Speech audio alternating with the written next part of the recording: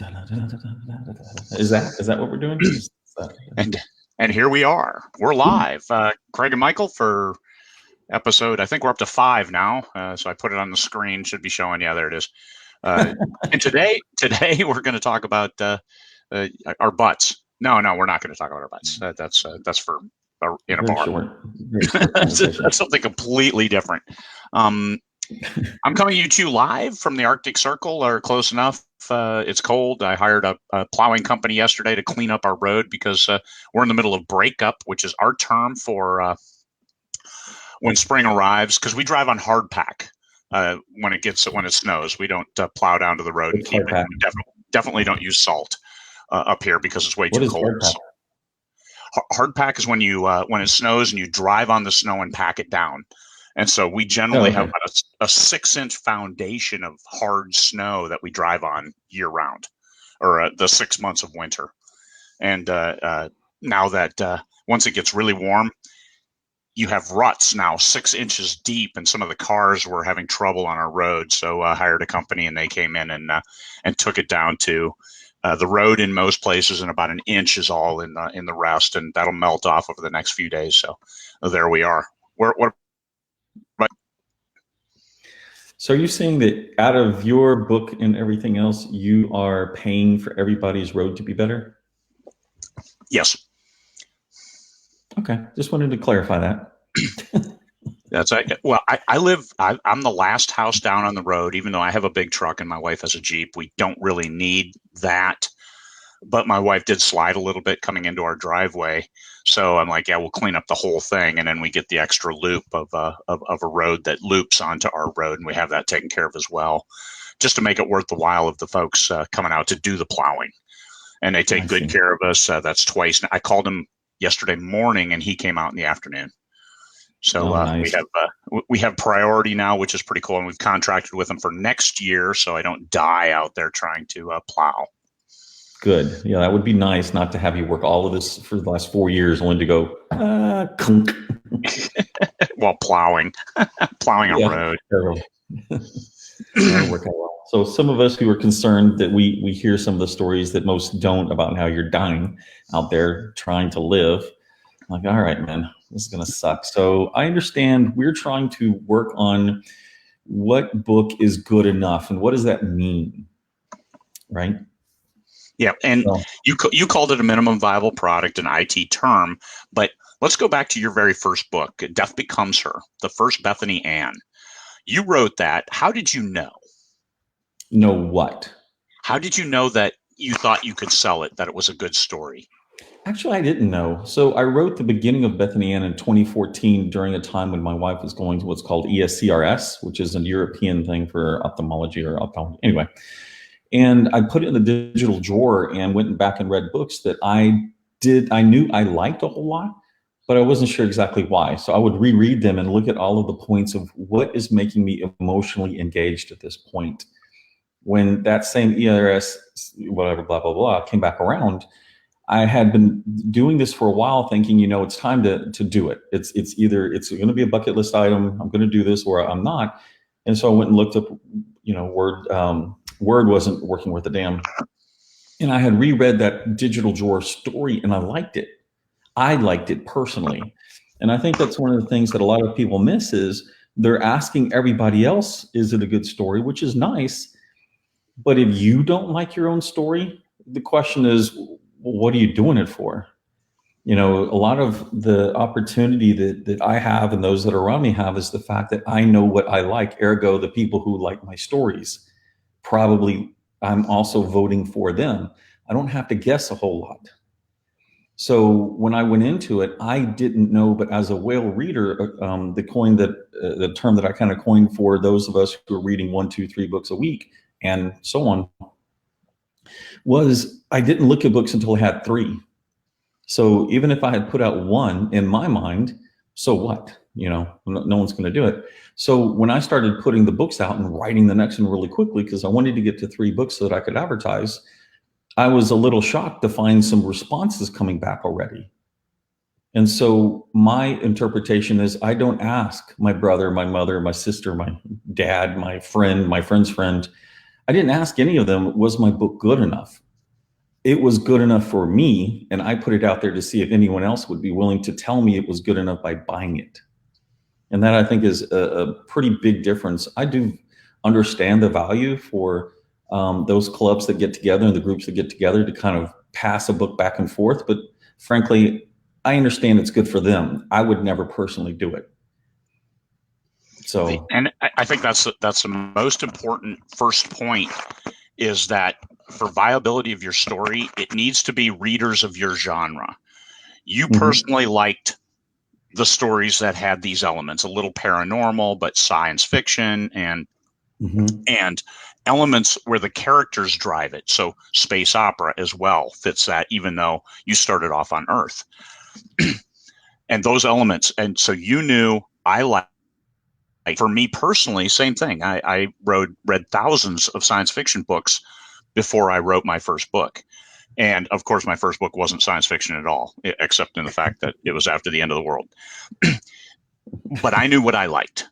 And when I read through it, I'm like, I like some of this stuff because it kind of, when you first write, you replicate a little bit of what you've seen before until you can develop your own style, or you keep rewriting until you develop your own style. But then that doesn't help you get better, because you need that input like you had from the readers of your first 3 books that said, yes, I love this story. Hey, there's a type fine, but you love the story. I love this character. This is a great character. We can fix typos later, but if you've got a bad story with characters that people can't relate to, or they just don't like them and stop reading, you can't fix that. You have to completely rewrite that. You can fix a typo and re-upload, but changing a character from one that people hate to one that people love is a rather significant effort. And it's best to do that before you start. So when you get into a new series, Michael, how do you know that it's going to work? You know, this is interesting because recently I released a book that it was a group effort, and I didn't know. I really didn't know whether or not people would like it. You know, I liked it. I thought it was cool. And we do have an LMVP and we do have a beta group. Now, the beta group is really helpful because we'll give them first books in series to kind of say, hey, you know, have we screwed this up? What's it look like? And these are people who come from our fans, so that they're already predisposed to like our type of books, which is consistent. It's a marketing reason, et cetera, et cetera. And occasionally I will still ignore their advice because I'm going into an area they don't particularly like. So I have to be cognizant of that and be willing to say, okay, I'm not doing it just because. I'm doing it because I don't believe that they understand what the market I'm trying to hit. And so they're not exactly the right market for it. But I don't know. I still look at this, and I've made some pretty dramatic screw ups. Like I said in one of the comments when you were mentioning this, I've colored outside the trope lines and I've been bit for it. In the romance genre, yes, they're fairly set in their ways. It's just what readers are looking for. Like my own story of Metal Legion, a book that I think, in a series, 5 books so far, that I think are the best that I've been a part of. Yet they didn't sell that well.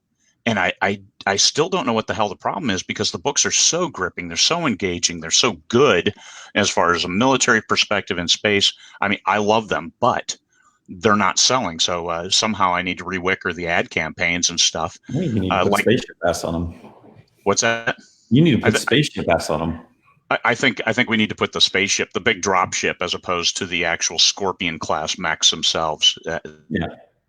So, and we can do that. We'll rework the covers and we'll retarget ad campaigns and go after that. But Monster Case Files, I will tell you that book 2 actually hit the bestseller list, whereas book 1 only made new release. So, and that one, we completely rewickered the target audience, because I said Nancy Drew meets Scooby-Doo. Well, as soon as you throw Scooby-Doo in there, people think, well, it's for kids. And it absolutely is not. It's for teenagers, yes, but like teenagers that kind of get things. So rewickered that, came out, hit, changed book 1 to 99 cents. Hey, we're just giving this to you. Book 0, the precursor, is free. So free 99 cents. And then book 2 at $2.99, it climbed up because we set the hook with, this is for adults. Did you like Nancy Drew growing up? You want to recapture that feeling? Come on, join us. And it's getting great reviews now. and private messages, people finally get it. So a young adult cozy mystery, no, don't market it that way. But we can adjust fire, and that's a great thing that we can do. And those books are short enough. The first lead is 10,000 words, and the books are 30,000 words each, kind of in nature, every 2 weeks for 24 episodes. So those are okay. We can adjust fire as we go and find the right target audience and then build from there. So I knew the stories were good, but what genre exactly? And that was my issue with those. I ran it past my beta readers and they loved it. The Insider team. Well, the Insider team is average age of same age as me. But still, I was putting that young adult cozy mystery moniker on it, and that was the disconnect. They love. I mean, they read all my stuff, even if they don't love it. But this one, they actually told me they loved it, as opposed to, "Hey, this is pretty good." That's insider speak for "Holy shit, what have you done?" So, not you. You would never do that. I would never do that. So how we have a lot of new members on 20 books to 50K. We're approaching 30,000. We're at about 29,500 members. As we approach 30,000, what are we going to give away? We already gave away a couple master classes. We've got that not raffle, but the silent auction going for Tommy D. Mm-hmm. That has a huge amount of stuff that you'll get if you win it. You get a cover, you get a review, you get really, really cool stuff that you get Tammy Lebrec's course on newsletters. You get, I mean, it's just a huge list of things that people have donated so Tommy D can get this. I mean, you and I are donating. We're matching the winning bid as well. So good luck to the winning bid there. But what can we do for 30,000? I think what I'll do is I'll become a successful indie author. I can drop that to 99 cents. And that's a sale. Yeah, I mean, I guess I could even go free on it. Free. Yeah, I could even go free on it, and we can give that away to everybody in the group. Free. Fucking give me that hairy eyeball look. Yeah, well, you know, hey. I don't have any nonfiction books. The only one I've ever been tempted to write is about the history of 20 books to 50K, and where it's not 20 books to get 50K in a month or some shit. It's just write 20 books in a year. Holy crap! yeah, not either. It's like this book is merely to set the wrongs back to right. So, but anyway, yeah, I really like the masterclass thing. I think that has been done. I think we could probably, since I'm trying to go with the whole Mark Dawson look right now, we could possibly ask him if we could, purchase something. I don't know if he's closed his class or not, but try to get one in advance. This is in like 3 days, but the next one, the Ads for Authors course, is more expensive, and that's more. That has changed, I think, a lot of careers as far as an upward trajectory, taking people from making 10,000 a year to 100,000. It's a significant gain. So, as long as you have the bandwidth to watch the videos, that is. Yeah, there's that, because it was. I've talked to actually multiple people who bought the course and have yet to watch it. So that kind of bites. But we'll do something, certainly for the 30,000. Try to make it a woohoo, because I think it's scored pretty amazing that we've hit that. Yeah. Going back to our original minimally viable product, I keep taking this off course. And that is an IT term. And what it really means is that when you were a development company and you were trying to get a product out there, you did not try to create it with all the bells and whistles in the beginning. You created something that was enough for the people to use it, be willing to pay for it. So it had to be good enough, not this like totally useless piece of POC, and give you feedback and find out, did you hit the mark? Did you not hit the mark? And that mentality is what I was going to with Death Becomes Her. I wanted to see, did I have something people were willing to buy? And I felt I needed 3 books in order to do that. And so I wrote them as fast as I could and released them all in 1 month, and, try to get the feedback. And the feedback was, give me the next book and please go back and fix the first ones. So, and that's hard. That's difficult to try to go back and fix the first ones as you're trying to write the next ones, when you realize all of a sudden that, people are reading this so fast, they want it next day, this coming week, not 6 months, 2 years, whatever it is that, people were attending. And so I was trying to keep that little gerbil wheel going as fast as I could. And I was making mistakes along the way. None of this stuff was awesome. I did stupid things like hire an editor out of some island I can't even pronounce, where I had to send them money orders only to find out that I could fix my own books better than that person could. I mean, I made some silly ass mistakes trying to hire editors. And just, going forward, trying to see what we can do. But people loved the story and forgave the mistakes. If you want to know, not that I suggest this, but if you want to know if people love your story, give them one with mistakes in it and see what they do. That's a great taste tempter, and for finding an editor as well. You send them the 1,000-word sample, and let them do that and see what they come back with.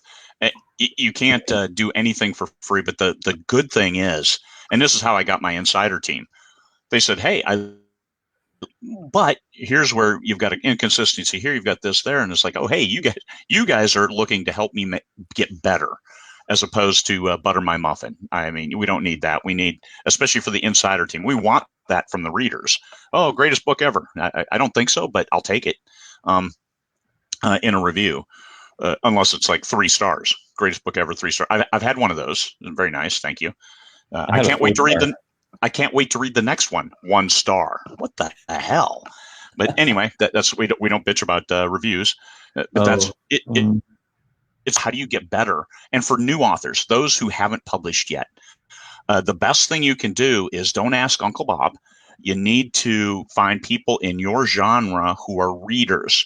Now, assuming that all writers are readers first, maybe we'll start a thread by genre for people to swap their first 3,000 words and read each other's stuff. But as authors in that genre who are also readers, what you really want is readers, but 20 books to 50K is about authors.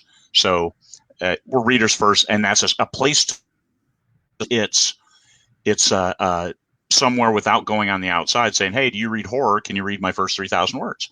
And you can do that as well. Develop that, start developing that readership. But generally, people are a little leery and assume that if you send 10 copies of your first 3,000 words out, you probably get maybe one person to write you back. Whereas your fellow authors, if you're reviewing your other stuff, but understand authors have a different perspective. They may be a little more critical. I know when I read now, I'm completely ruined because I'm looking for, man, this could be worded a lot better. Oh, wow, this is clunky. Or hey, well, look at this, an inconsistency. I mean, things like that. I suck at reading now. But finding that. I think that's your editor. What's that? I think that's the fact that you edit your anthologies and stuff. I've been able to. It took me over a year to turn that off in myself, and just time didn't. But I've been reading quite a bit here lately in the LitRPG arena, and I'm enjoying myself. But yeah, it gets exhausting.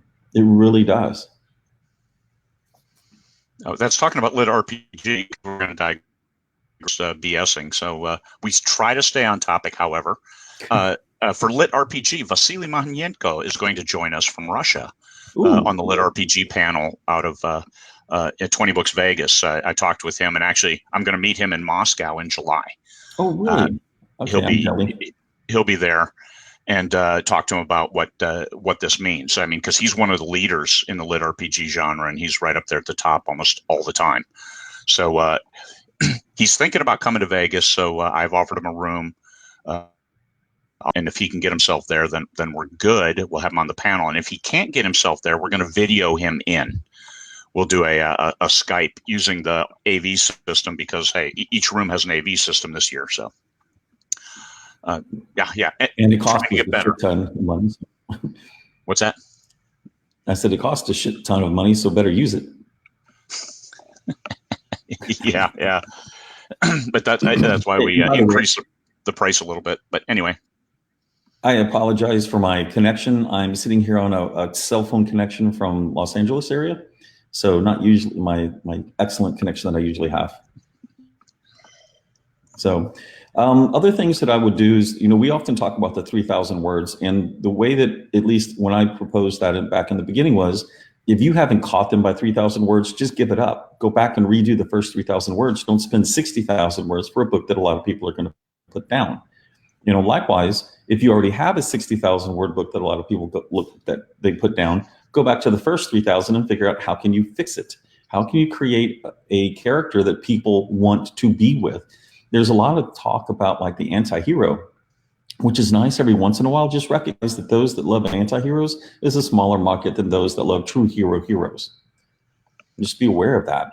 So I have one of my sons loves to write really complex bad guys.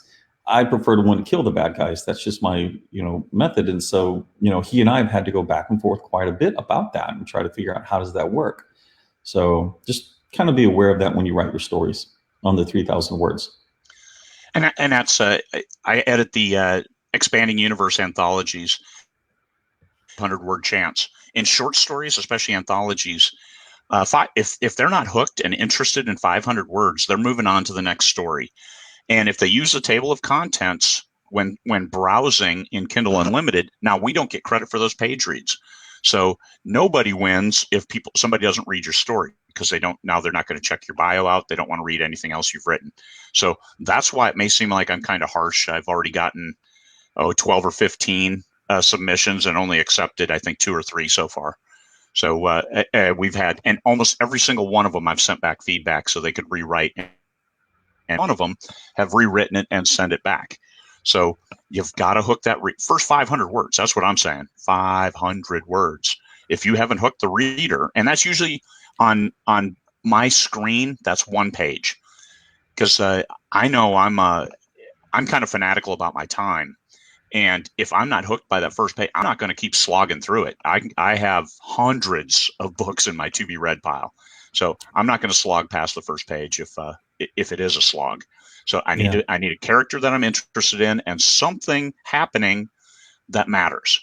And that's why setting the stage is put it right up front. So once again, how do you write a book that people are interested in? How do you know it's going to be good? And that's that first page. I rewrite the first page probably 6 or 7 times. And this is me. I can write a whole story straight through in one shot. I've done it a lot of times. But that I always go back to that first page and re-wicker it, because setting the stage is about telling them what's going to happen without telling them. So it was the best of times. It was the worst of times. The book goes into why it was the best, but also why was it the worst, and a bunch of ironies, so you get lost while you're reading it. But still, it's a great book.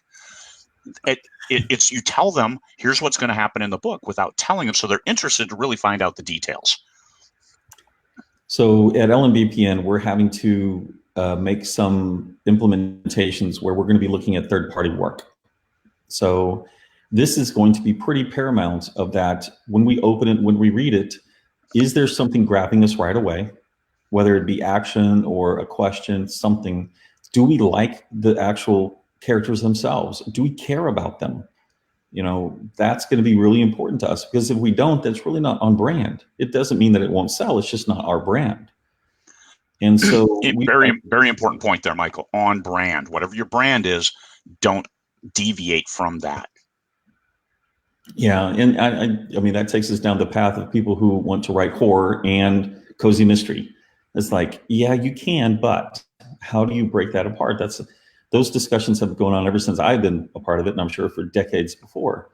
How does one person become a horror master and something else? And it's very difficult to accomplish it. Some people have accomplished it, some haven't.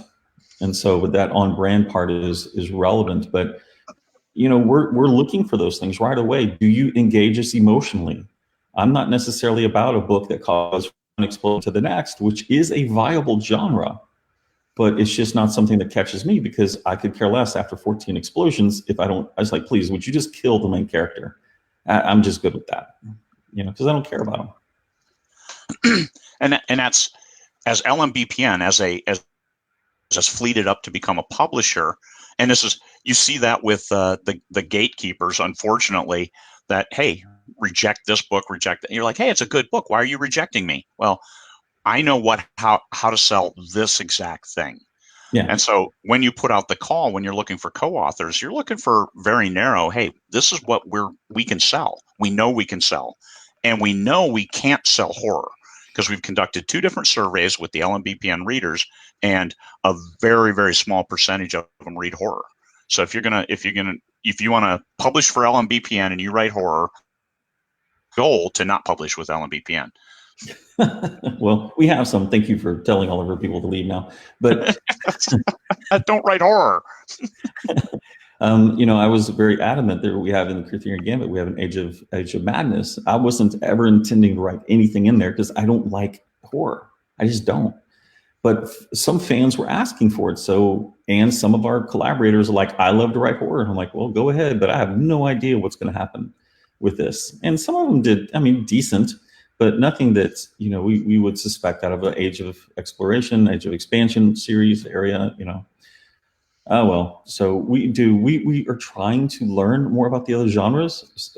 Go back and see my foray into romance and mystery thriller and everything else. We'll get there. But something that kind of came to my mind this morning as I learned more about what actually goes on in trad pub. We have this dichotomy where we say, okay, we have indie, trad, and hybrid. Technically, I think from what I know, and I have to ask another person in the industry this question, you are either an indie writer who publishes yourself, or you're a trad pub. And the reason I say that is because trad pub does everything hybrids do. We just aren't aware of it. So if you think there is really only 2, you either publish yourself or you're a publisher, period. And I looked more into that. I know that's off this topic, but it was just something I was thinking about this morning, going back and realizing everything that LMBPN is doing, we're not a new version of anything. Now we have different agreements. We have different payouts. We treat the authors much differently. That's different. But from a standpoint of what trad pub does, no. And I think your process and my personal process with co-authoring of working with people is different. It is smaller scale than trad pub, but still I'm trying to wicker things into what I know my readers like. So some people, sometimes co-authors and I go back and forth, and it's like, okay, well, we can do this, but I don't know how to sell that. And I do know, well, as judging by Metal Legion, maybe I don't know how to sell that. So or Monster Case Files. But I tell you what, Slave Trade and the Next Bad Company are going to roll. They love the idea for book 6. You saw that on the KG page. Love the idea for book 6. So it's know what your strengths are and exploit your strengths. I saw some comments roll through on, hey, you have to love your book.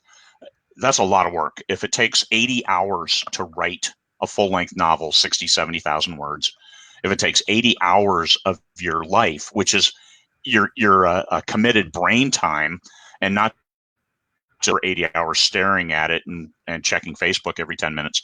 It's 80 hours of actually jamming on your keyboard, hitting backspace like 12,000 times. And if you're going to invest that kind of time, you have to like what you're doing. You have to like that story. Even if you look later and say, I'm not sure, you still like it when you're doing it. You have to like the characters, because if you hate your characters and you hate your story, it's going to come through to the readers. I don't know any authors who have hated all of it and yet the readers loved it. Think that you probably secretly deep down embraced them, gave them a little hug, gave the characters say, I don't want to like you, but I do. So I'm going to tell everybody I don't like you, but I really do. And then the readers picked up on it and said, yes, we like it too. Yeah, Craig, you're such a no. It's hard to describe Craigster. So, but let's go back to starting a little bit, and I think you mentioned it just a little on this. The more that you stay within a genre, the more that you understand, because you talk to other authors, you pay attention to the best-selling charts. You know what's going on. When you decide that the other little bright, shiny squirrel opportunity goes out there because you want to write that. If you do it early in your career, when you have a series that's working, you 2 times out of 3 are going to torpedo your opportunity. And as I look back over my career, the reason that I went up and a lot of my contemporaries who were also hitting it went down was they switched genres. They went to the next bright shiny and they didn't give everything to the fans what they wanted. It was hard to get to 21 books, very hard to get to 21 books in that series. and I would never purposely do that again. But I did. I stayed and went through, and I finished that contract with the readers that's what they're going to get. Now, how do you write a book when you really wish to write something else?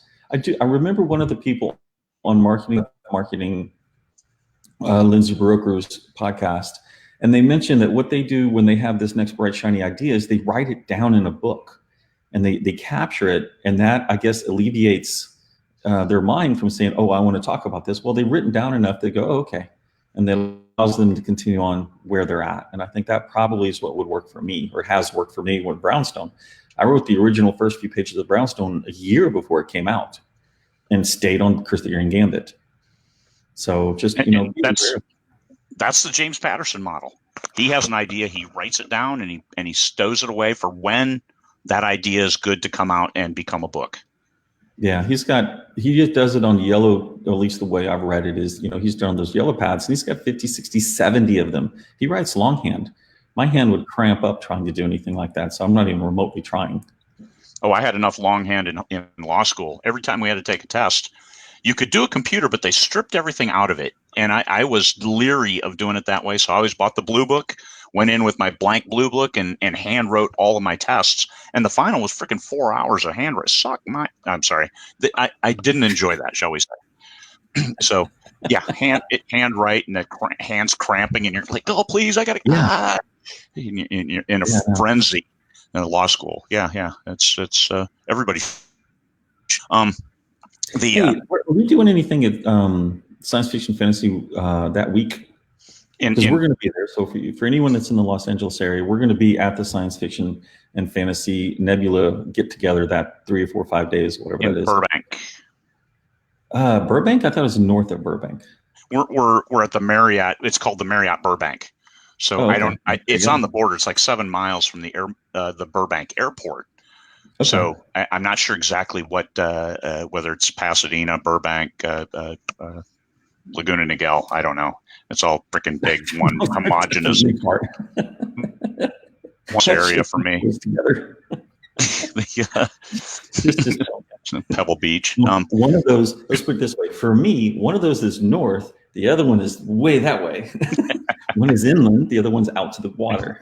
But we'll be in the Marriott, and I'm taking a taxi from the airport to the Marriott, and then I'll be in the Marriott for the entire time, unless we Uber to good Chinese, because we should do that. Yeah, I have my car, so it won't matter. You have wheels, man! Holy cow! I do, because my wheels can bring me down here. Hey, so you're not going to get. But we'll be there from the 15th of May. I fly back out on the 20th of May. Okay. Yeah, so we would love, if you are going to be in the area, we would love to meet you. So I don't know if it's in that hotel, we'll create something, or we'll do something, but let us, give us some updates, and we're going to be hanging around anyway. So what the hell?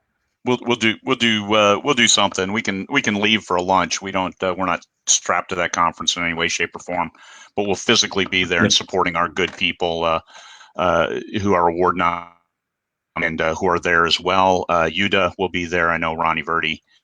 I think Ira Heineken will be there, and Kevin McLaughlin, I believe, is coming, and John Brazy, and just downright good people will be there. So of course we'd love to let Michael buy you lunch. I mean, we'll take you to lunch or hang out in the. I will absolutely buy lunch. Now, where we go to lunch will all depend on how many of you show up. In-N-Out Burger. It's California. In-N-Out Burger. I live in Alaska. Hey, In-N-Out Burger. Barbecue. I don't know any good. I just had barbecue. My wife brought me some barbecue last night, so I reheated it for breakfast. That says that I love barbecue, and I'm reheating that stuff for breakfast. Oh my God. It does. Especially since we're on the weight loss challenge. You know what I had for dinner? Freaking salad. And nothing else. I you had barbecue and then you had more barbecue. God damn. I did. Barbecue's protein. The sauce might not be. Oh my God. Well, I have to fit into my mess dress, my Marine Corps mess dress for which isn't a dress at all. It's a dress uniform. For the Nebulas, John Brazy and I will be wearing our mess dress with our full metal stacks and that good stuff in honor of the ceremony. You got us stuck on this the weight loss thing. So we're doing this weight loss thing, right? And so it's not just Craig and I. There's a few of us, and we're in the Slack group. And fortunately, I don't have to weigh in because my weigh-in is in Las Vegas, and I'm in Los Angeles. I forgot this morning. Sorry. Well, my salad. Yeah, your fucking salad. Anyway, so last night on this little street that we're in, there's probably like 5 houses and then a cul-de-sac, and so we're on the cul-de-sac. Well, the neighbors next door have, I don't know, quinceañera. I don't know what's going on. It was a party for kids, and we were pretty much blocked in. So we're like around 7:30. I'm still getting over jet lag, and I wake up from my nap, and I'm craving soft serve ice cream. I am just give me some sugar. Well, we don't have a lot of food here, and I can't get out, and I'm starting to get agitated. So I'm on the Protected by the Dam group, going, fuck my life. I'm going to go get some cake next door at the party. Well, see, that's what one of the people said, and I said, yes, this is going to go really well. Knock, knock, knock. Hi, hello. I know you don't actually recognize me. I'm the neighbor that's over here, and I really fucking need some sugar. So, I'm looking around here. I shit you not, I could go get it. I found some candy corns from Halloween that I'd stuck in the freezer. Hard as freaking rock. Oh, no. They're rock only for a few seconds until your mouth warms them up, and then you can bite them very easily. I shit you not. So thank God for those. And I had Kool-Aid and a cup of sugar. Oh my God. And it's good that there's no bet or anything with this weight loss challenge we're doing. We're just doing it because I don't want to die. And I need to lose some weight to help facilitate not dying. So that's part of it. And fit into my clothes. Look at my cool Hawaiian shirt. Yes, that does not catch on my belly already. I've lost enough pounds. I've lost like 8 pounds already. So good for that. But I was doing minimum really 2 or 3. Anyway, this is not the weight loss show. But say we wanted to talk about how your book's any good. I mean, that's something. Okay. If you have a book out already, look for those reviewers or those people who give you feedback you have to judge this. It has to be feedback where it's like they're trying to make you better instead of trying to make themselves sound smart. Oh, it has 5 in the rack instead of 6. Oh, you're a big mistake. Okay, that's somebody trying to sound smarter than you. Ignore those people. But if somebody says, hey, when you do this, this would be an option, or there's an inconsistency here. You've got the person standing, and then all of a sudden they're standing up again on the next page. That's a person who wants you to be better, not trying to show you how smart they are. And it's fairly easy to tell the two apart. But if somebody tries to get in your business and control your plots too much, then get the 1 stars from that and then move on. It's okay. Nothing is permanent. Writing great books, that's something that you can always do and always get better. I've got 4 million words published now. It's ridiculous. But each time I write a new sentence, I want to make it better than the last one. It's so important to me to get better, the continuous improvement mindset, and better is what I look at the reviews. And the last book I published, Slave Trade, I wrote every word in there, and I think one of the first reviews said extremely well written, love the plot, love the flow, love this, and somebody hated the wombat, but that's okay. The wombat's staying because not many stories have a female wombat named Floyd. That's as crazy as I get on a plot detail. Because female wombats named Floyd is all about, is your book good enough? But this is the female wombat came about in book 4, and book 4 didn't do as well. Book 5 is already doing better than book 4. It took 4 9 months to finally make good money, and 5 came out of the gate like a rocket. Absence makes the heart grow fonder. After 4 months, they're like, okay, I guess we can put up with the wombat. All right, so going back to this though, there are definitely individuals who need to work on their prose, no argument. And others who are cognizant of that, great. Work with those individuals, get together with them at the coffee shops, and you guys can work it out. When you get to a certain level, you have to understand that you know what you write, and you have to feel good in that. And the only people who are going to be able to tell you whether or not that's true is going to be people buying your books. And this is coming from an indie perspective, right? Now, you go to a trad pub, once again, hybrid, go through that model again, but somebody else, an agent or a purchasing editor or the owner of the company is going to be the one saying, hey, this is what's right for me. Don't always take it as this is not a good book. It just means that, like Craig mentioned before, we know we can sell this. I don't think I can sell romance necessarily. I haven't proven it to myself. I intend on keep trying, because that's the business part of me going, hey, that's a big market over there. I'd like to be able to get a piece of that. So I'll keep trying, but it doesn't mean that we know how. But if you come to me with like an urban fantasy YA type of situation, and don't go write it because that's what that company buys necessarily. Write it because you know it. And then you're going to have an opportunity that if no one buys it, then you can sell it yourself. That's what 20 books is about. It's about us teaching you, all of us, the group of us, sharing what we know so that you get a chance to go and do it yourself. Because let's say you make $200 a month. That's $200 a month is a lot more than 2 years of sending it out to agents, getting, no thank yous. At least now you have, money in the bank, and you're able to do something with it and get better for the next time.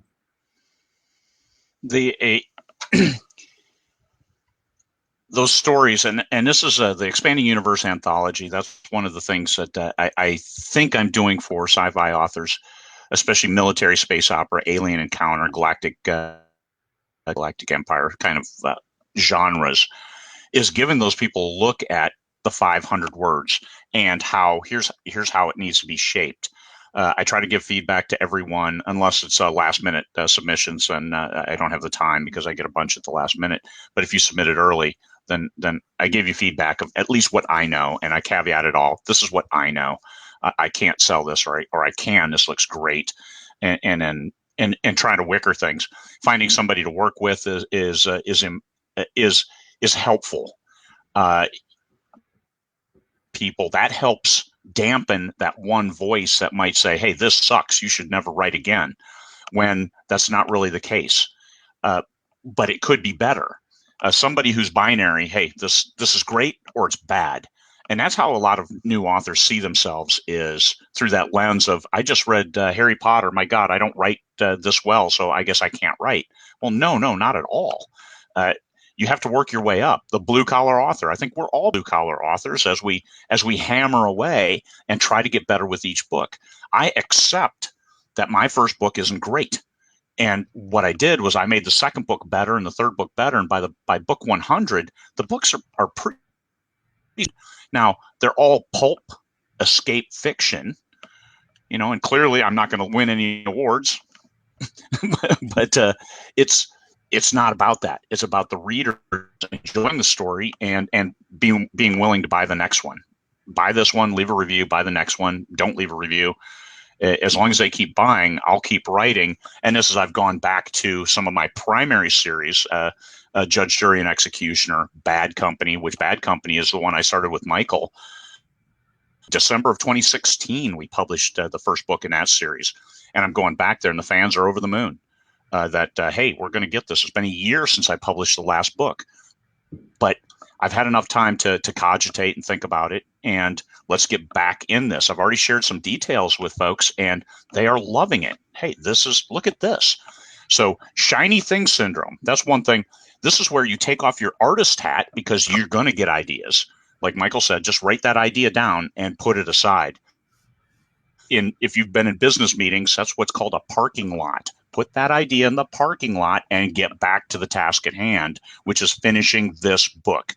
Now, if you're 20,000 words into a 100,000 word book and it is killing you to write the next word, maybe you put the whole book aside, but don't do that more than once. Know what you're going to write, know the story, and go get it. If you dodge enough times, you're going to have a lot of unfinished manuscripts and a lot of great ideas, and then nothing out there to publish. $200 a month what is that, $2,400 a year? What can you do with $2,400 a year? Which is a lot more than you can do with a bunch of rejection letters or just nothing, which is more the case. You're going to send these to agents and you're going to get nothing. And you're going to sit and wonder about it. And one thing I advise people is if you're going to send a letter to a publisher and say, hey, here's a manuscript, would you consider publishing this? Put a time limit on it. If I don't hear back in 3 months, I'm publishing the goddamn thing myself. It's just so they know, and also you're covered. So 6 months down the road, they don't tell you, oh, hey, we see that you sold you've submitted it, we're going to buy it. No, fuck off. I was the first one to drop the F-bomb. I'm sorry. Actually, I did a little bit earlier when I was talking about the dieting. Oh yeah, you did. And with the hand gesture. I'm number one. Yes. Well, let me interrupt because I'll forget otherwise. And that is one of the things that we often talk about is covers. And what I've been finding out that is as I go up and down the 20 books to 50K page, look on the right hand side, and you're going to see offers to go join artist groups. These Facebook pages for authors, or groups actually, for artists, and a lot of them are stellar. So I've just started, looking over there and started going, oh yeah, let me go see about this group and join it. I've probably joined 6 or 7 art groups in the last couple of months, and there are some amazing work. Some of them for $125, $175. I mean, that is one way to go find some killer artists that aren't that well known. So I see you keep looking off. We have questions here? Well, I'm looking at the comments there and just seeing if anybody is passive voice something that readers only versus author and readers actually notice. Readers, I will suggest, and this is just my opinion, I will suggest that a reader doesn't necessarily recognize passive voice, but if you put it, and one thing I am passionate about is not putting passive voice in the middle of an action sequence. Because what happens is you have this happens, then this happens, and something that might have happened would have happened to this, a little subjunctive passive action, and then you go back into the action. What you do is you stall the reader with this is happening, and then all of a sudden it's passive. I shoot this guy and he falls down, and there were some things I heard in the background. What? Come on now, keep it going. Active and passive. It's just one of those things, like if it sounds good to me, I'm good going. And someone could come back and tell me it's passive voice. I'm like, I never noticed when I read it. Readers, we read freaking fast. We glaze over words. We glaze over mistakes, frankly. But I personally am very aware of passive voice, especially during action sequence. Using it to highlight things is okay, but that's a stylistic and very genre dependent. You don't want to write military sci-fi all in passive voice. It's not going to work. At least in my perspective, and everything is probably it might be the next Hugo winner. Who knows? But you have to do what you have to do. And if you're having problems with read through, you have book 1 and book 2 is not selling, then maybe it's book 1. Yeah. Or not the blurb. Probably hashtag book 1. And then what are the issues? I saw somebody comment about that somebody left a review saying, why use 3 words when 10 would do? And there's ways that you have to, sometimes you just need to make your prose a little more pithy and keep the action moving, instead of dragging out sentences just to show, hey, I can make a 20-word sentence. Slow down the things, read it out loud, and try to read it with one breath. And if you have to take multiple breaths during a sentence that actually is a paragraph in length, you might lose your reader. I look at this now. I'm not sure exactly, the purpose or the context of what the 10 words or why use 3 when 10 will work. I've seen situations where editors want to cut down sentences, and I don't believe it needs to be done. And so, I'll make a comment about that. And it seems like there's a universal rule that you need to always cut. And I believe, no, you don't need to always cut, that there are reasons that you might want to actually have something. And part of it is just mental flow. One of the things that a lot of my fans will say is that I create movies in the mind. Well, guess what? When you cut too many words, you've just stutter stepped that movie. And so I will be maybe the only individual who'll come out and say, screw that. I'm not always about cutting every single freaking word, you know? And I don't know how to explain that. There's no rule for that. So if you're going to rule something, then perhaps it is better to try to say cut before creating. But all the time, no. Oh, no. And that's is important. You can have a forward sentence, a 7, then a 10, maybe a 20, back to a 5, 8, 3, and that variation helps you create your flow, and it creates this natural movie that you're playing within their mind. Yeah. You know, where you break paragraphs up. So many people were like, why do you keep putting this one sentence paragraph?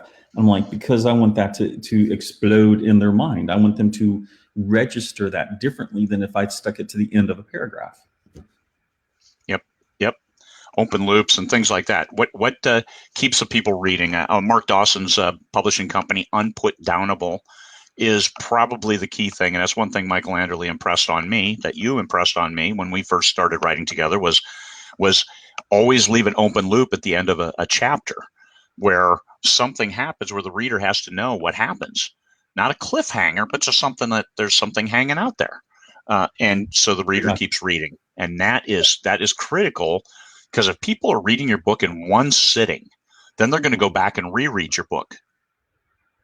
Super 8 was looking at how they could judge whether they were doing a good job or not. And they started doing all these surveys and stuff, and they said, screw that. And they trashed all of it. And they said, what we want to know is, have you stayed at a Super 8 before? So if people are willing to stay at a Super 8 again, they had a good enough experience. And that was their measure. Simple enough, very simple, of is it good enough? And I know Michael, one of his very first ads on Death Becomes Her was, I've read this series 6 times and counting. That says, okay, they're reading it fast, but they keep going back. And every time they go back, because there's enough stuff, there's enough things going on, and they're engaged in the story, and they may look at a different character in a different way. So getting you something reread, I think that's probably the highest testament to a quality book.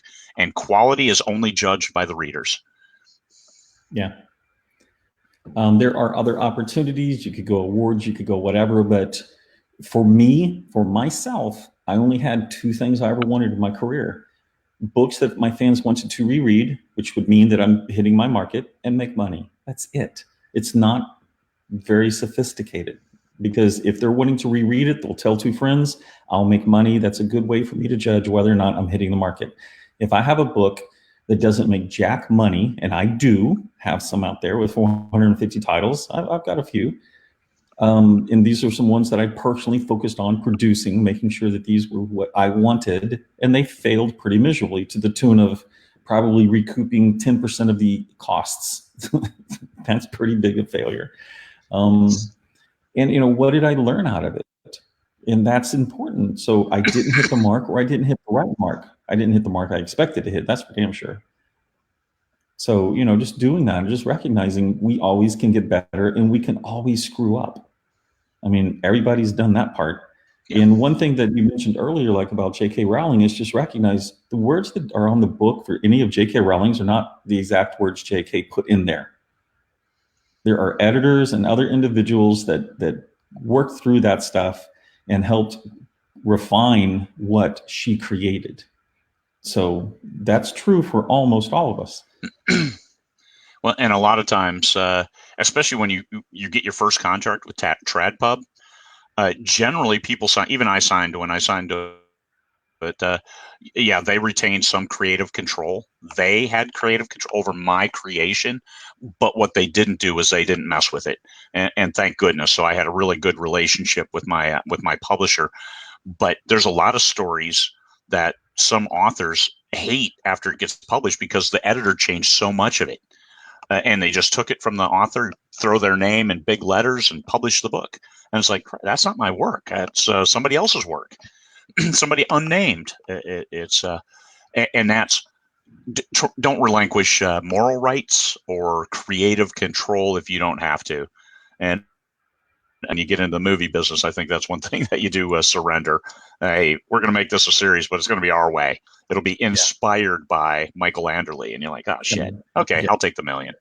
Yeah. No, I have done a few of the things with Hollywood, and I can tell you that as a very successful indie author, this is way before LMVPN and everything. But anyway, as a very, I was making a shit ton more money by noon than they were willing to offer in the beginning.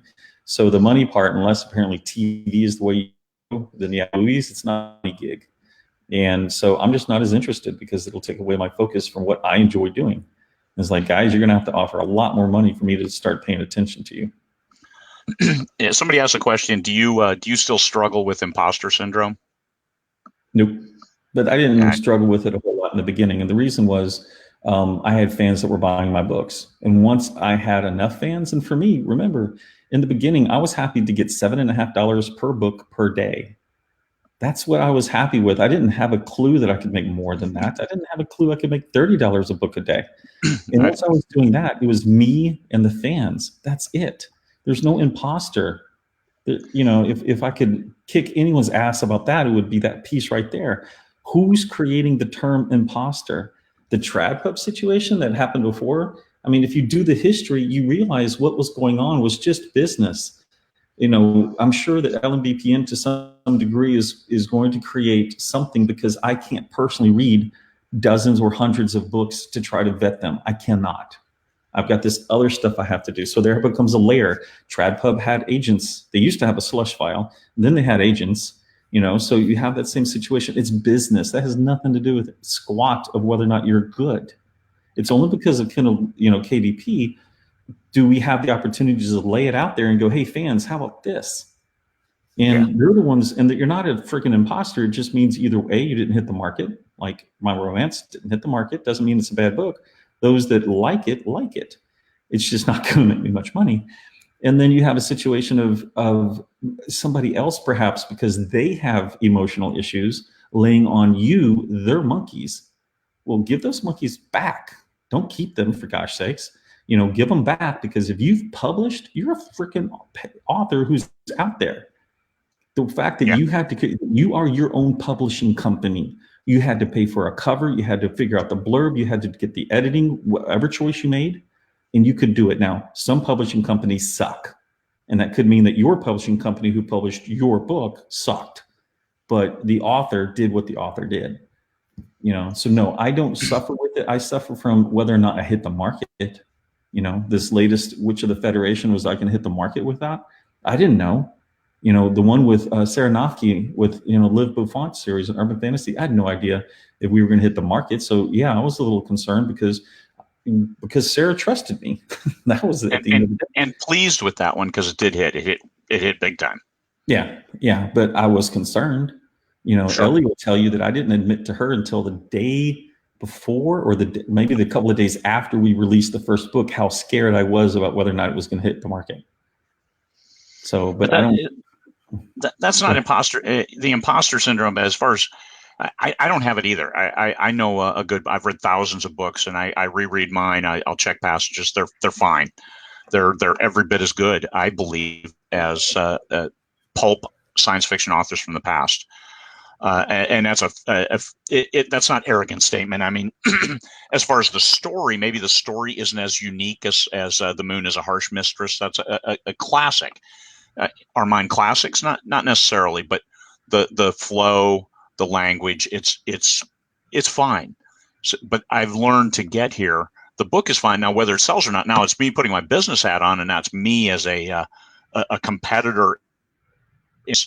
Is a completely different story, because Metal Legion is a great book. It's every bit as good as anything out there, and it's not selling as well as anything out there. So what are we doing wrong with it? Besides Michael's idea of the covers, and I can agree with that. We'll get new covers. It's okay. There's always comes around to your covers, and Michael saying there's something different about your covers. Michael always slams me on my covers until the readers love the book, and then they're like, "Oh yeah, I was wrong." I mean, he will admit that, but he doesn't admit that very often because he's not wrong that often on how bad my covers are. So imposter syndrome is just you against yourself. Did I write a better book today than I did last month? And if the answer is yes, then what are you an imposter All you can do is the best you can do for yourself. If you keep writing better and better, and your fans will follow you along and say, yes, I like it. I had a fan who came in later, like last year, in some of my series, and then went all the way back to my very first series and said, hey, I finally read your End Times Alaska, and I loved it. I loved the story. I look at it, the average sentence length in that book is like 6 words. I kept them very short. I tried to keep the action moving forward. I read it now and I cringe because it doesn't have enough variation in the sentences, mostly just really short sentences. But the story, I'm happy that they enjoyed the story, and even happier that they think it was a great book. But I personally can't look back at it because I don't like that style of prose anymore. I'm happy that I got the book written, though, because focus. Don't let the shiny thing pull you away. You've got to write the book. And I wrote that one for me, so I didn't have anybody to review it. I did the cover in PowerPoint. I edited it myself, so it cost me exactly 0 to publish that book. My dad bought like 53 of the 56 copies, and that's cool. My dad's my biggest fan still. He even though I do drop the F-bomb a lot, I think he likes those more than he's willing to admit to my mom. So the find the right people who will give you the right feedback, and sometimes it's your words aren't good. And if that's the case, if you get that enough, then maybe you should listen to them and say, and go back and read something else you like that you were trying to emulate, and then look back at yours and maybe, because if you sell the hell out of book 1, which you can do with a great cover, a great blurb, and some good marketing, spend a lot and sell a lot of books, but then nobody's buying book 2, it's book 1. So this is a case where you didn't get that feedback or you didn't listen to it. And that's, I'm not saying everybody's as ego driven as me, but you published it and then people aren't reading book 2. It goes back. It's you. Look at book 1, and maybe it's targeting the genre. You got the book into a lot of people's hands in the wrong genre, but then the reviews would show you that.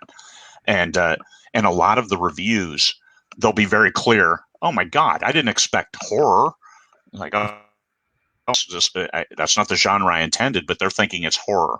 My second series, it was a lot of the reviews are like, hey, this is a good story, but it's written for a young adult audience. Oh, well, okay. So I rebranded it a year later and targeted young adult, and guess what? It took off. It took off even better. So I read reviews. I know Michael doesn't. I've got like 4,500 reviews, about 3,500, 3,800 of them are 5-star. Good enough. No imposter syndrome. And I do read them. I even read bad ones just to see, because if a reader's going to read the bad one, what are they going to take away from that? No, I never review on Amazon or any of the other sites. You just take it and it's like, okay, that person missed. And if I'm a reader and I read that, I can see that this person has personal issues or whatever, and it doesn't affect the book. The worst are the 2-star, the long ones. It's like, okay, but listen to them. Listen to what they're saying. And sometimes they're off base, and okay. Just use those to get better. That's all it is. Put your business hat on and not your art hat, and use what you need to use to get better. Because that better part might be marketing.